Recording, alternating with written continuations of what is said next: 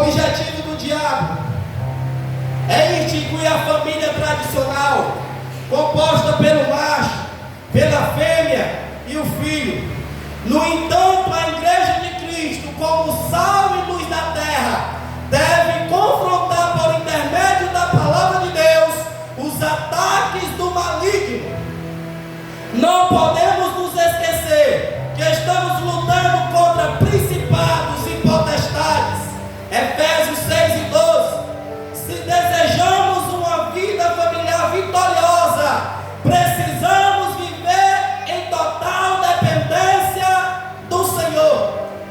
Carecemos da armadura de Deus para que possamos enfrentar as lutas e os desafios do nosso tempo. Precisamos ser dependentes do Senhor, porque as lutas são grandes. Muitas coisas têm surgido no meio da sociedade, muitas coisas tristes, muitas coisas que Deus olha lá de cima para baixo e fica vendo aquilo e fica, imagine Deus se irando por conta de tantas coisas que está acontecendo neste mundo. Coisas que para nós é imundo, imagine para Deus que é totalmente santo. Mas alguém pode estar dizendo, Deus é amor, sim, mas Ele tem o outro lado da moeda, totalmente justo, totalmente santo, não se suja com nada. Eu quero falar aqui o primeiro ponto, os ataques do inimigo. Primeiro, item 1, os ataques às crianças. É interessante, né? Que tudo começa de pequeno. Tem um texto que vai me falar, não estou me lembrando agora, mas ele me veio na memória, eu não escrevi aqui. Que Jesus está no Monte da Transfiguração junto com Pedro, Tiago e João, é os mais próximos e um íntimo. E enquanto tem 9 lá embaixo e um pai perturbado, por conta que o seu filho estava endemoniado. E a Bíblia diz que o seu filho era lançado no fogo, era lançado na água. Quem é que lançava ele? Os espíritos malignos. Então, desde pequeno, o diabo já começa a querer infiltrar na vida das crianças. E os pais, e nós que somos pais, temos que estar atentos com tudo. Não, mas isso é besteira. Esses filmezinhos é besteira, vai pensando. Eu assisti uma certa coisa no YouTube, aonde me chamou a atenção, e agora eu me lembro, eu nunca mais me esqueci, que tinha um desenho que ele dizia assim, murra. Aí ele estava dizendo o quê? Em nome de Lúcifer, eu amaldiçoo todos os que estão assistindo. Mas você, eu às vezes abrir uma porta da televisão do nosso lar, para que coisas horrendas entrem nelas, e as nossas crianças vão se alimentando com coisas que não deveriam ser alimentadas, e da fé estão atormentadas, e da fé estão fazendo coisas que não deviam. Por quê? Porque nós permitimos. Não foi outra pessoa que entrou lá e abriu, foi nós mesmos, porque nós não vemos mal em nada. Na televisão está escrito assim, ó, programação livre, programação até 12 anos, seu filho só tem 5, você abre para ele assistir. Não é não? Tem lá 12 anos, tem lá 14, é porque só pode de 14 para cima, é de 12 para cima, é de 10 para cima, mas nós estamos abrindo e colocando nossos filhos na frente da televisão e alimentando eles com porcaria. Porque o que tem de porcaria nas televisão, irmão, na Globo Lixo principalmente, isso é sério, irmãos. E Deus está me levando por algum lugar aqui que eu não sei o que é que Deus quer falar para essa igreja, mas eu vou caminhar aqui.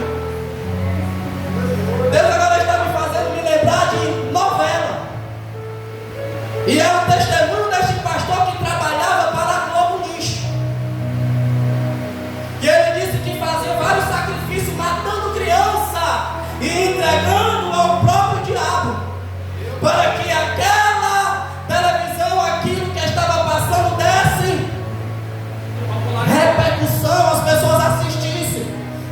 pessoas estão lá doidas em frente da televisão assistindo aquilo e vendo a televisão ensinar para o marido, ensinar só coisas erradas, irmãos. Mas as pessoas fazem de tudo para não perder um momento na frente da televisão, na novela. E ainda mais o pastor diz assim: olha, todos aqueles que assistem essas coisas estão em pop, eles estão dando apoio a todas as crianças que morreram, todas as crianças que foram sacrificadas. Sabe qual foi a vez que aquele feiticeiro se deu mal? Foi quando ele foi pegar um crente, porque crente ninguém toca nele a não ser o Senhor Jesus, viu? Aí naquele momento exato, naquele momento não deu certo para ele, porque ele precisava. Irmãos, eu estou indo por esse entendimento, já eu volto para cá, mas ele precisa falar isso aqui. E ele vai chegar a dizer que ele precisava de uma jovem pura, que nunca foi tocada, para sacrificar naquele exato momento.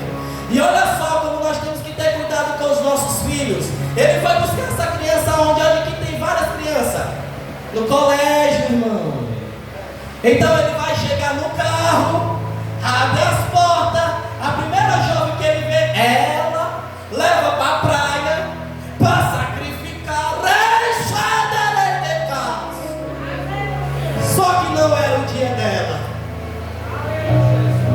Ele conta a história de quando ele foi tocar assim um punhal que é dos demônios lá, sei lá o que é. Que ele foi furar a jovem era cheia do Espírito Santo de Deus. Sabe de uma coisa que eu entendo? Vale a pena ser cheio. E o que foi que aquela jovem fez? Em nome de Jesus, eu te repreendo. Foi cargo de demônio para todo lado, irmão. Glória a Deus, E aí aquele homem ficou o quê? Quem é esse Deus? Ficou se perguntando quem era aquele ser que tinha mais poder que ele. E alguém disse para ele: ninguém toca em crente. O Deus dele é todo poderoso, ninguém consegue tocar neles. Larga os crentes, não mexa com crente. Não mexa com as meninas dos olhos de Deus. Nós temos um dono, irmão. Nós não somos cão sem dono. Nós fomos comprados pelo sangue carmesim. Atualmente, em muitas escolas, tanto da rede pública como da privada, o ensino materialista está sendo valorizado e repassado de modo contínuo às crianças. A educação que os nossos filhos recebem é totalmente influenciada pelo materialismo e o ateísmo. Os currículos que reúnem os conteúdos programáticos a serem transmitidos nas salas de aula são fundamentados na filosofia evolucionista. Tudo começa com a explicação sobre a origem da matéria, da vida, do homem e de tudo que existe no universo. Os pais não podem negligenciar a educação dos filhos. Por isso que é de tamanha importância a participação dos pais na vida dos filhos. Por isso que eu fico me perguntando: como é que está meus filhos? Por que não mora comigo? Onde é que elas estão? O que está acontecendo? E as escolas estão ensinando que nós viemos do macaco. As escolas estão nos ensinando, as crianças, que nós viemos da explosão do Big Bang. E nós, como pais, eles estão aprendendo o ensinamento. E nós podemos chegar em casa e refutar e dizer: olha, não, isso é só um ensinamento que eles estão ensinando. Mas nós não viemos do macaco e nós não viemos da explosão do Big Bang. Nós viemos do Criador. Ele criou a mim e criou a você. Nós temos que ensinar, porque senão os filhos vão crescer. Porque eu cresci assim pensando que eu vim do macaco, que eu fui evoluindo até chegar aonde eu estou. Porque se nós não tivermos um pai para auxiliar os filhos, ele vai crescer com esse método na sua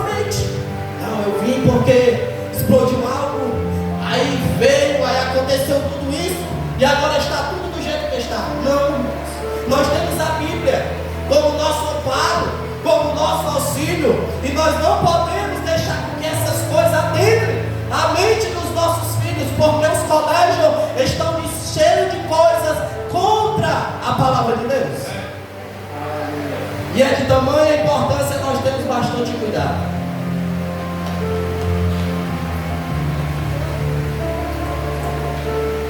A igreja, eu coloquei assim, ó, os pais não podem negligenciar a educação dos seus filhos e devem levá-lo aos pés do Senhor.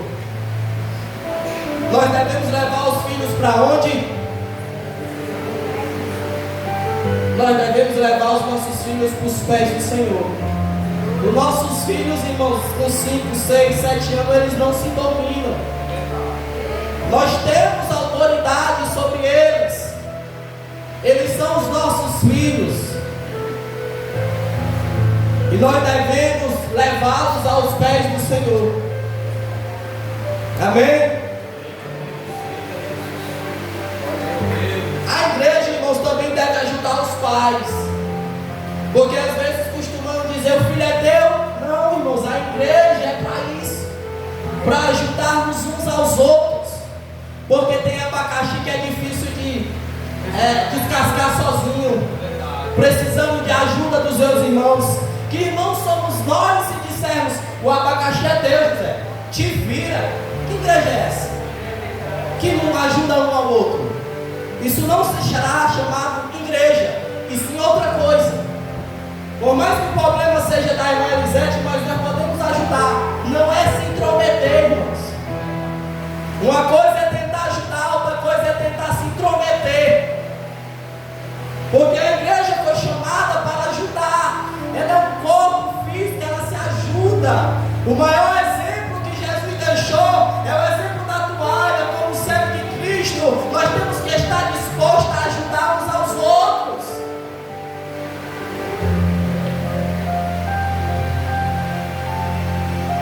Segundo item 2, o ataque à disciplina no lar.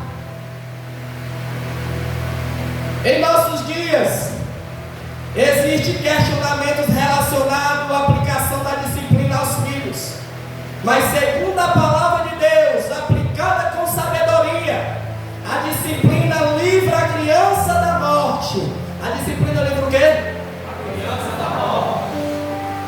Então nós podemos, através da palavra, porque o mundo está dizendo, não pode mais bater no teu filho, não. Tu não pode bater no teu filho, mas o mundo pode, é? Tu não bate no teu filho, tu não ensina o teu filho hoje com umas palmadinhas, amanhã o mundo está ensinando ele com as pancadas grandes. E nós deixamos de disciplinar os nossos filhos. A maior disciplina que eu posso dizer hoje, irmão, para uma pessoa é: tira o celular dela. Não é mais nem peia, é tirar o celular. Tirar o celular, irmãos. Parece que ninguém nem bebe mais sem o celular. Parece que se tirar o celular, acabou tudo. Acabou não, irmãos. Nós temos que ter um celular, está guardado, escrito no hino da harpa, guarda o contato com o teu Salvador. O contato, nós não podemos perder o contato com Ele. Nenhum momento. Mas eu digo para você, digo para qualquer pai, a maior disciplina é tirar o celular. Não é nem bater não. Tirou o celular, tem gente que está até em depressão. Por falta do celular. Porque não consegue ficar um minuto. Às vezes o dedo já está só. Nem mexe mais, mas está sozinho. E nós temos que ter cuidado. Não é só jovem, não é só criança, é adulto também, né? Nós temos que auto-se disciplinar. Vamos lá. Disciplina é toda ação instrutiva e discipuladora, pois a palavra disciplina tem a mesma raiz da palavra discipular. Porque disciplina não é só bater, não é só dar umas palmadinhas, é ensinar. Porque tem alguém que pode dizer assim: não faça isso, mas não diz o porquê que não deve fazer, só diz não faça. Não diz o porquê que não deve fazer isso. Se eu disser não faça isso, ele vai fazer de novo. Porque ele quer, por que eu não posso fazer isso? Ninguém explicou. É do mesmo jeito que eu disse assim: Levi, Jesus quer te salvar. Quer te salvar de quem? Salvar de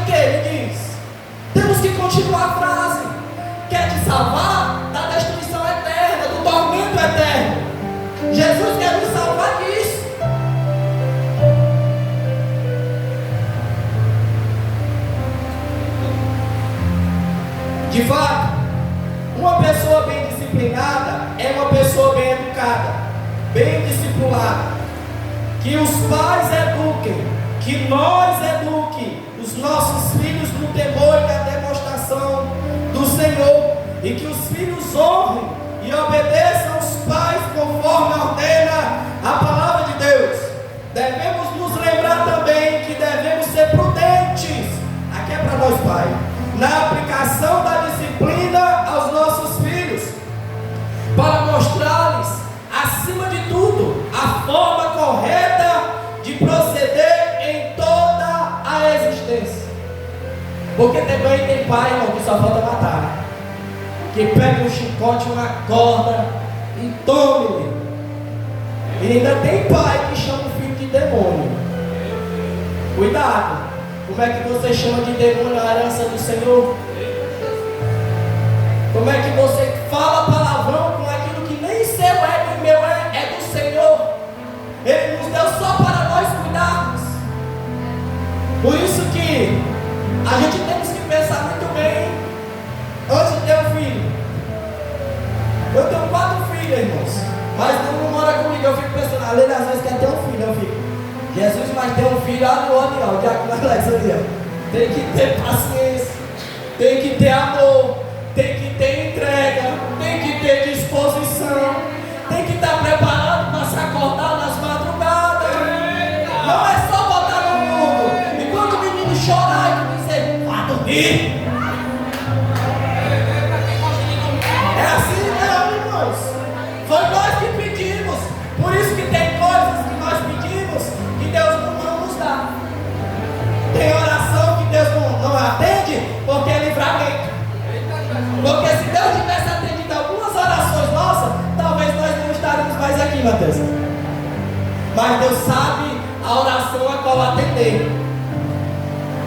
E sabe o momento de dar. Talvez alguém disse assim, Deus não está te preparando, irmãos. Alguém está dizendo assim, irmão, Deus está te preparando a bênção. Não, Deus está preparando, Deus está preparando é a gente para receber. Porque não adianta a gente receber alguma coisa e não estar preparado para receber ela. Então Deus está preparando alguém aqui, não está? Deus está preparando a gente. Ponto 2, irmão. Estou encerrando, viu? Atitudes mundanas para destruir a família. Atitudes mundanas para destruir a família, viu? Tinha mais ponto, mas o tempo é pouco. Não dá para explicar tudo. Aí eu quero entrar no item 1. Desrespeito aos pais. Atitudes mundanas para destruir a família. Item 1, de respeito aos pais. O ato de honrar os pais sempre foi apreciado por quem? Por Deus. Quando Ele deu a sua lei aos filhos de Israel, antes de entrarem na terra prometida, dentre os mandamentos constava a ordem de honra pai e mãe, para que os filhos pudessem entrar na nova terra, sabendo que entre suas responsabilidades para com Deus estava o respeito para com aqueles que por meio de um ato de amor lhe trouxeram a vida. Sabia que muitos de nós eram para ter morrido? Por quê? Porque quebramos os mandamentos. E quem quebra o mandamento é quebrado por ele. Quantos filhos não desceram à sepultura porque desonraram o pai? Desobedeceram o pai.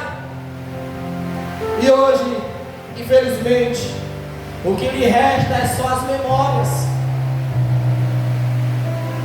Por isso que é de tamanha a gente sabemos que nós temos que obedecer ao Senhor, irmãos, porque toda desobediência é contra Ele. Então a Bíblia vai dizer: honra o teu pai e a tua mãe, para que o teu dia se prolongue sobre a terra. Esse que vos fala hoje poderia dizer que já era para ter morrido há muito tempo. Porque quantas das vezes não desonrei minha mãe? Porque quantas das vezes não vendi o que era da minha mãe para possuir droga, para satisfazer o desejo da minha carne? E a gente faz de tudo até passar por cima da própria mãe. fazer os desejos carnais. Eu me lembro como se fosse hoje, a minha mãe dizendo para o meu irmão: não vai. Quando ele for, de repente, pá, pá. Quem não obedece paga o preço. Pede a vida rápida. Vale a pena obedecer, vale, do que pagar o preço. Vale a pena obedecer do que pagar o preço. Mas agora eu me recordo de coisas que é triste, irmão, para o ser humano que está como um bicho na sociedade. Porque quem está na droga, José, não está em si, está fora de si. Imagine o pastor Henrique aqui está tendo velório, que é meu irmão, e eu estou não preocupado com o velório, mas preocupado em usar droga, irmão. Você é um ser humano que está fora de si. E quando vai caindo em si, ele vai pensar: vixe, meu irmão está ali, mataram ele. Mas a droga lhe tira o sentido real da vida, e você não tem amor por nada e por ninguém. 2 velórios que eu passei e nenhum senti nada. Um eu passei a noite usando crack, e o outro eu passei a noite usando toda a cocaína, sem pensar na vida de quem estava ali, não. Por isso que eu digo: uma coisa é passar, ver morte de alguém que morreu no mundo. Eu não tinha sentimento por nada mais. O sentimento que estava sobre mim era de chegar para minha mãe e dizer assim: prepara o caixão, porque a qualquer hora o irmão Douglas, que nem era meu irmão, que era filho de Satanás mesmo. Porque quem não está em Cristo não é filho de Cristo. É pesado, né, irmão? Mas deixar escrito em alguns textos da Bíblia. E ele, o irmão Douglas, estava lá fazendo tudo que eu fico me pensando: mas como é que pode? Eu diante de 2 velórios, não senti nada. Abri um pouco, tocaram um pouco ali onde era aberto, e tudo, não senti nada, irmão. Nem uma emoção, nem um choro. Isso que tão duro que a gente podemos se encontrar. De não encontrar sentimento em nós, porque Deus não está em nós. Porque quando Adão peca, Deus diz: Adão, cadê tu? Porque Deus está dizendo: tu não está mais em mim, Adão. Tu pecou, porque quando a gente peca, a gente sai de Deus. E Deus, ele te chama de volta. Esteja em Deus da forma que seja, irmão. Está difícil, mas continue em Deus. Passei o dia pensando na minha vida. Hoje, pastor, 29 de março vai fazer 8 anos que o irmão Douglas se entregou. Hoje veio toda a vida na minha mente, eu aceitando Jesus, pensando assim: rapaz, como é que pode? O apóstolo Paulo escreveu por diversas vezes, quando ele teve um encontro contigo, e não sai da minha memória aquele dia que o Senhor entrou na minha vida, Senhor. Porque eu sei, irmãos, que era para me estar morto, mas a oportunidade foi me dada. A oportunidade estava sendo me dada a carne com unhas e dentes. Não largue essa oportunidade de ser salvo por nada. Ninguém pode me salvar, não, irmão. Só Jesus. Nós podemos até dar uma mãozinha para ajudar, mas ninguém me salva. A salvação é individual. Cada um dará conta de si próprio. Cada um de nós iremos dar conta de si próprio. Aleluia. Séculos depois, Jesus reafirmou esse mandamento, Lucas 18 e 20. E Paulo acrescentou que honrar pai e mãe foi o primeiro mandamento com promessa. Efésios 6 e 2. Infelizmente não são raros os casos de filhos que não apenas desonram seus pais, desobedecendo, mas também esquecem deles na velhice. Quantos? Porque enquanto cresceu era todo cuidado, todo trabalho, mas ficou mais maduro, o pai está envelhecido, coloca ele numa casa de apoio para Sião. Eu não aguento mais esse velho. Eu não aguento mais esse senhor. Esse senhor é o seu pai, é meu pai, é a sua mãe. Foi ele que teve todo o trabalho contigo e comigo. É ele que vai ter. Você chega para pessoas, irmãos, sim, conversa com eles, pastor Henrique. Elas têm a coragem e a audácia de dizer assim: se meu pai fosse vivo hoje, a única coragem que eu tinha era de matá-lo. Como pode? Porque ele me fez muito mal. Mas quem somos nós para não perdoar alguém?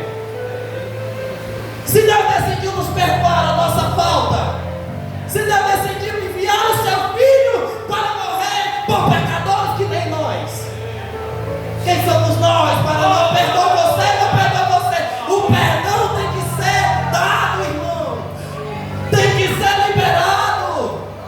Só somos perdoados quando perdoamos.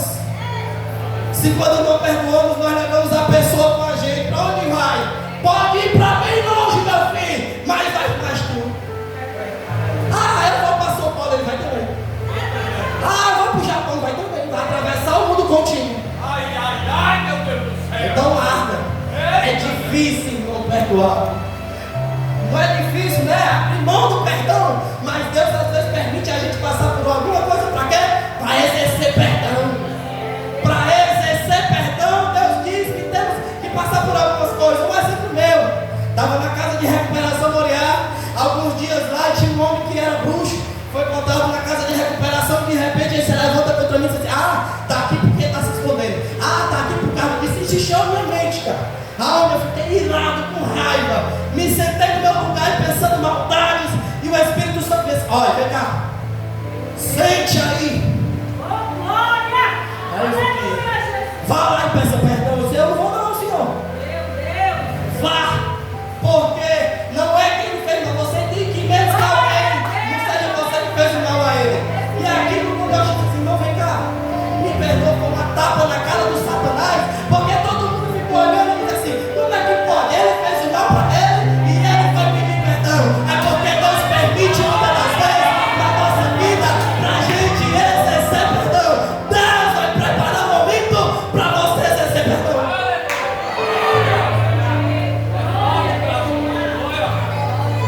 É preciso perdoar. E é preciso pedir perdão.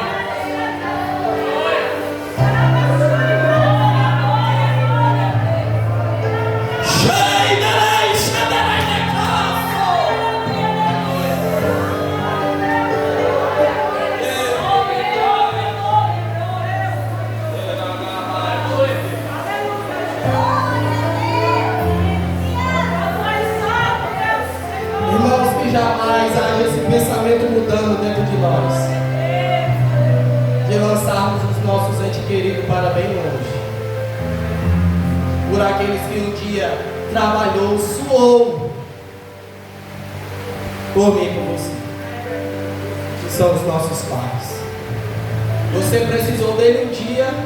Interessante que a vida do ser humano, ela nasce pequena e quando vai envelhecendo ele vai se tornando criança. E como criança vai precisar dos adultos. Ponto 2, irmão, item 2 do ponto 2. O secularismo. O secularismo é a doutrina que ignora os princípios espirituais na condução dos negócios humanos. Para o secularista, o homem, e somente o homem, é a medida de todas as coisas. Quando a família se seculariza, preste atenção, os valores espirituais bíblicos são desprezados e os valores humanos e materiais são exaltados. Há um grande contraste. troca o espiritual pelo material. E nós temos que ter cuidado porque nós estamos antecedendo a volta de Cristo. Imagine que nós começássemos a esquecer de Cristo. Senhor, eu quero conquistar as minhas coisas nesta terra. Eu tenho tanta coisa para conquistar aqui. Temos, irmãos. Mas todo cuidado é pouco. É uma mão na espada e outra em Cristo, e outra no trabalho. Não podemos baixar a guarda de jeito nenhum. Temos que ter cuidado. Nós não podemos inverter as coisas. Nós não podemos colocar as coisas acima das coisas espirituais. Imagine se nós passarmos um mês sem buscar a Deus. Como é que nós chegaremos aqui no outro? Acho que nós chegaremos aqui só. Pastor Henrique, rapaz, já estou quase morto. Às vezes já até é morto. Irmãos, porque quando a fraqueza bate na vida do crente, se ele não buscar suporte em Deus, ele não consegue permanecer. E não vem dizer que sempre vai bater na nossa vida. Porque a Bíblia vai falar de um texto lá da casa, firmada na rocha, firmada na areia. E a nossa família sempre passa por ventos, por tempestades, por enchentes. E nós só seguimos em frente porque nós estamos firmados na rocha. Talvez você tenha olhado para você, para a sua caminhada. Eu disse, rapaz, se não fosse Jesus. Porque a gente sai do mundo, a gente não quer aguentar nada, irmão. Ninguém olha para mim. Tu quer olhar para mim? Mas aí quando Jesus vem para avançar a onça, né? O leão, aí vai amansando ele, vai tratando ele, o bichinho, a bichinha, vai quebrando. Aí, ai, tá doendo, mas Jesus sabe trabalhar. Não é para nossa morte, não. É para o nosso melhoramento. É para nos fazer pessoas melhores diante da presença do eterno Deus.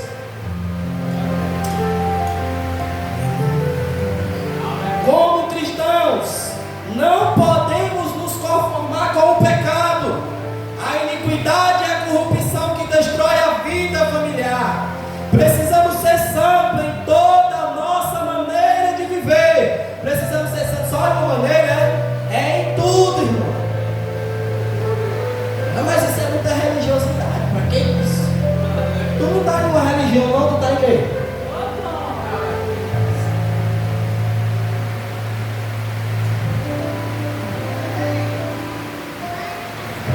Muitas famílias estão sendo influenciadas pela mídia a viver um estilo de vida materialista e hedonista. Não podemos jamais nos esquecer que precisamos ser sal da terra e luz do mundo. Mateus 5, 13 e 14.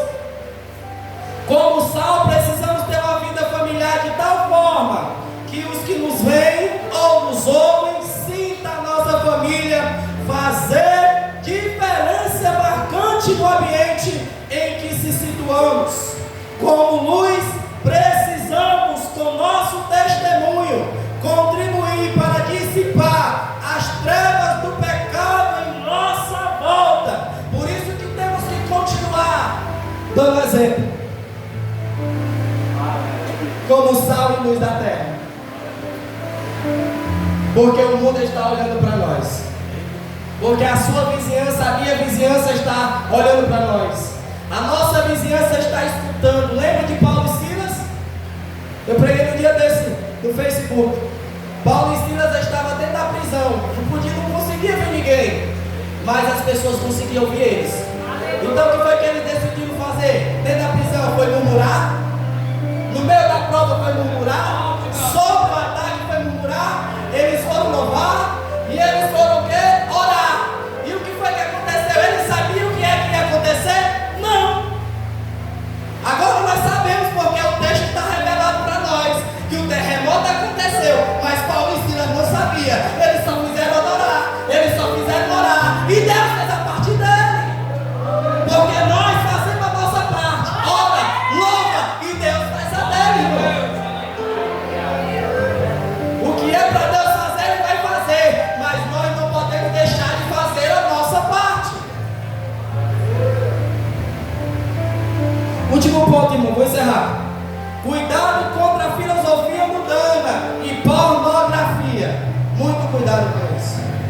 O que é de crente caindo em pornografia, vem